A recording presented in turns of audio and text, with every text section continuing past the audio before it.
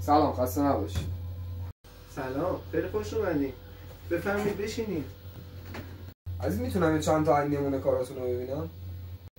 علی آقا، یه چند تا از نمونه کارامون رو به دوستمون نشون بدید. عزیز این متریالتون چیه؟ چه جنسیه؟ این متریالمون کناف مناسب برای دیواره پوششی و سقف و طرح و اینا.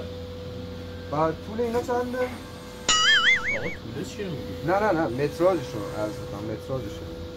بگو متراژشو. اینا 1.20 در 2.40. بعد این چه متریاله، برای کجا استفاده میشه؟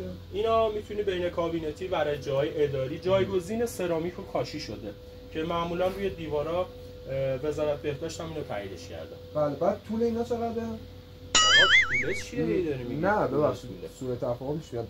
متراژش رو عرض می‌کنم. عرض کردم که اونجا شما بگو متراژش، اندازش طوله نداریم ما اینجا عزیز. اینا اندازش 1.22 در 2.80. بله ممنون. چیه، چه جنسیه؟ اینا دیوار پوش PVCه. بعد کجا استفاده میشن؟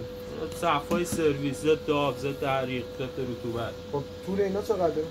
طوله. بذار برم متر بیارم الان متر. No.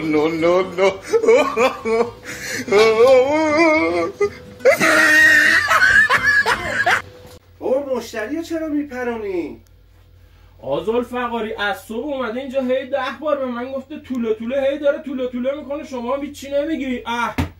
بابا اون طول رو نمیگه، اون طول با ته دسته‌دار رو میگه طول جنستون چقدره. اون طول با ته